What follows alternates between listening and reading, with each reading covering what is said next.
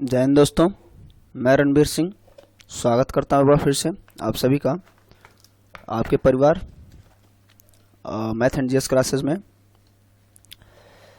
तो दोस्तों आज हम लोग बात करने वाले हैं, जैसा कि आप देख पा रहे हैं, जीएस टेस्ट या प्रैक्टिस सेट जो भी कहिए आप का ये सेट नंबर 8 है, उसको हम लोग देखने जा रहे हैं।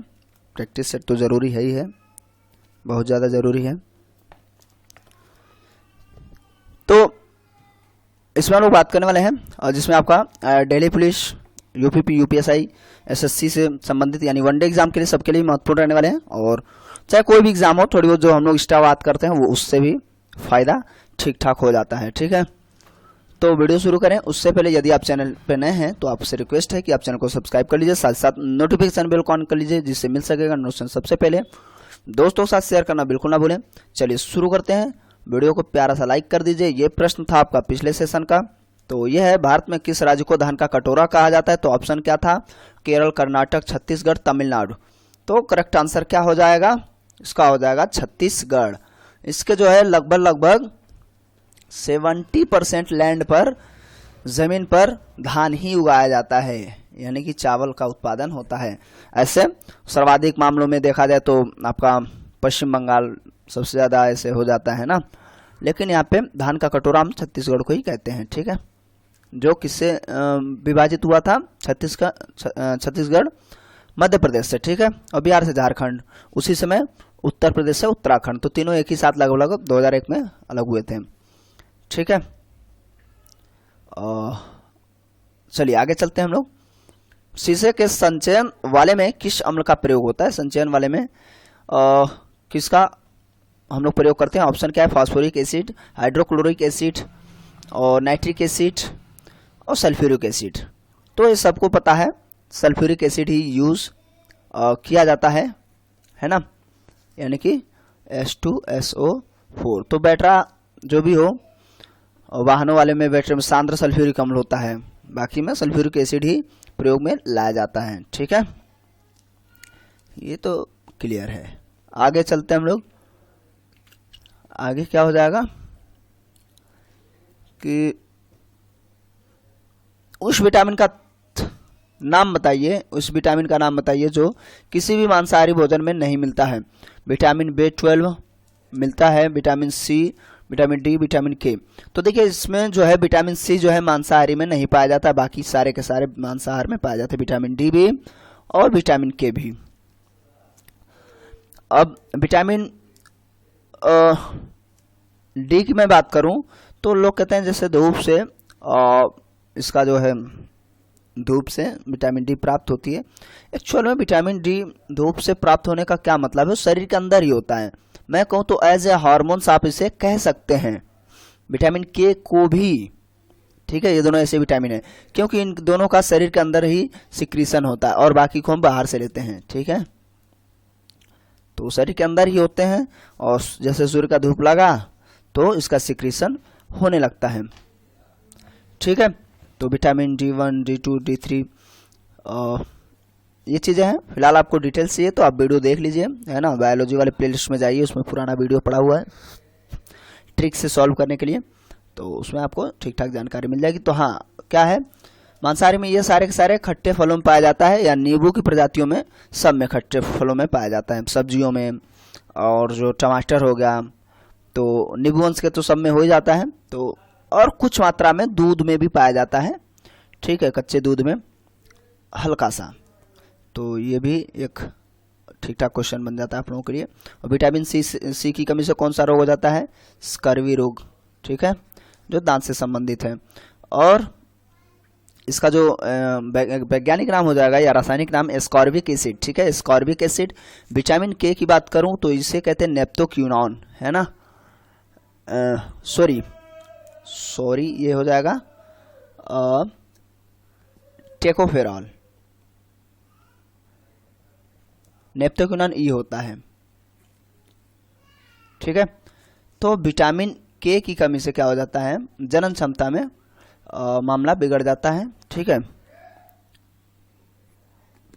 यार मैं क्या बता रहा हूँ, गड़बड़ हो गया। देखिए टेकोफेरॉल जो होगा विटामिन ई ही रहेगा, नेप्टोक्विनॉन विटामिन के है, ठीक है, नेप्टोक्विनॉन जो भी कह लीजिए। तो विटामिन के की कमी से रक्त का थक्का नहीं जमता है, ठीक है।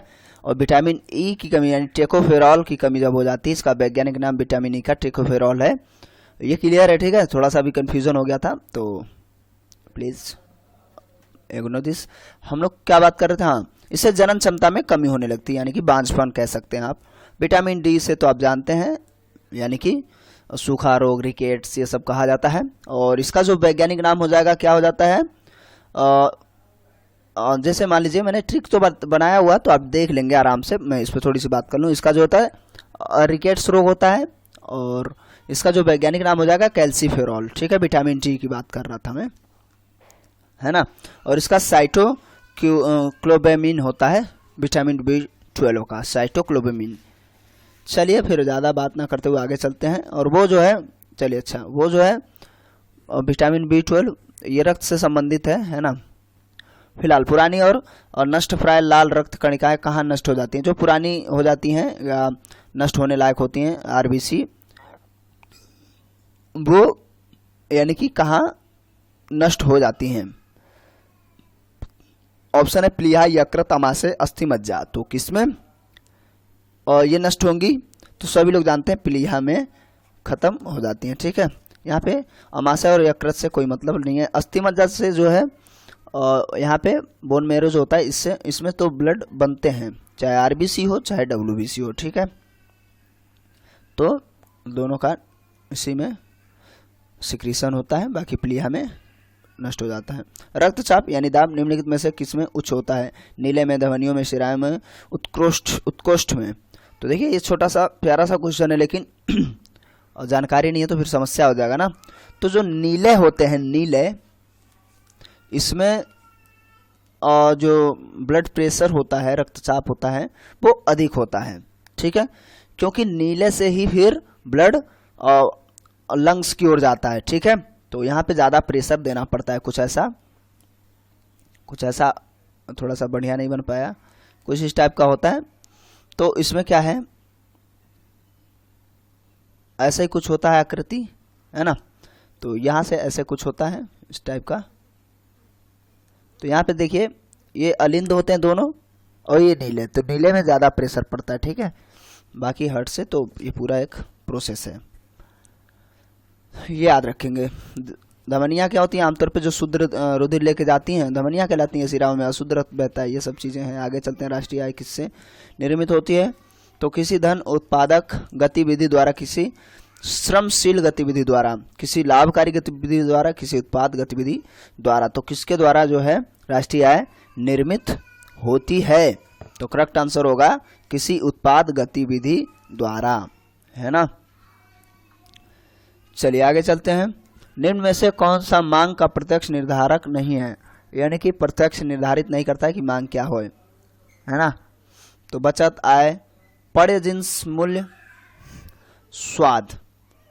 तो इसका जो करेक्ट आंसर होगा वो बचत जो है वो मांग का प्रत्यक्ष निर्धारक नहीं है, है ना। बाकी ये सब चीज़ें हो सकती हैं। फिलहाल आगे चलते हैं हम लोग। राजकोषीय नीति का संबंध है, ऑप्शन क्या है, अर्थव्यवस्था में मुद्रा पूर्ति से, बैंकिंग व्यवस्था के विनिमय से, आर्थिक विकास के लिए नियोजन से, सरकार की आय तथा व्यय से। तो कौन सा हो जाएगा करेक्ट आंसर, अपना आप चुनिए। तो इसका जो करेक्ट आंसर हो जाएगा, राजकोषीय नीति का संबंध किससे है, सरकार आय की तथा व्यय से। सरकार की जो आय और व्यय है वो राजकोषीय नीति से संबंध रखता है, ठीक है। तो इसका करेक्ट आंसर डी हो जाएगा। चलिए आगे चलते हैं हम लोग।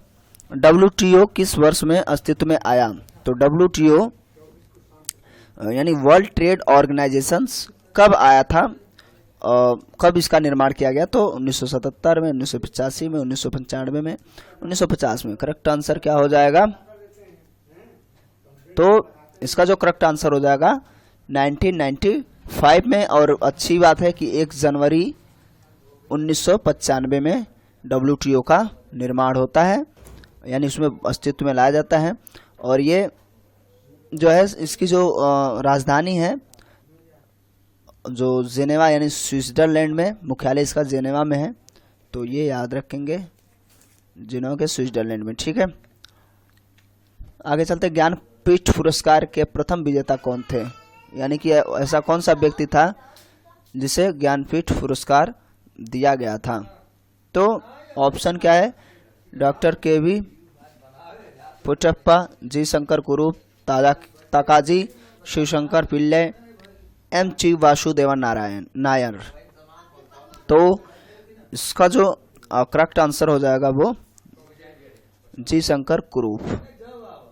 ठीक है, जी शंकर कुरूप को ज्ञानपीठ पुरस्कार दिया गया था, है ना। और इन्हें भारतीय साहित्य के लिए दिया गया था, है ना। भारतीय साहित्य के लिए, साहित्य के क्षेत्र में ही दिया जाता है ज्ञानपीठ पुरस्कार। तो सबसे पहले इन्हें 1965 में ज्ञानपीठ पुरस्कार दिया गया था, जो साहित्य के क्षेत्र में दिया जाता है। ठीक है, और ठीक है बस, और क्या, आगे चलते हैं हम लोग। Last question. भारत में उत्तर प्रदेश जिस पैदावार में सबसे बड़ा उत्पादक है वो कौन सा है, खाद्यान्न, तिलहन, दलहन, मसाले। तो इसका जो करेक्ट आंसर होगा वो क्या होगा, चुन लीजिए आप। तो इसका जो करेक्ट आंसर हो जाएगा वो हो जाएगा खाद्यान्न में।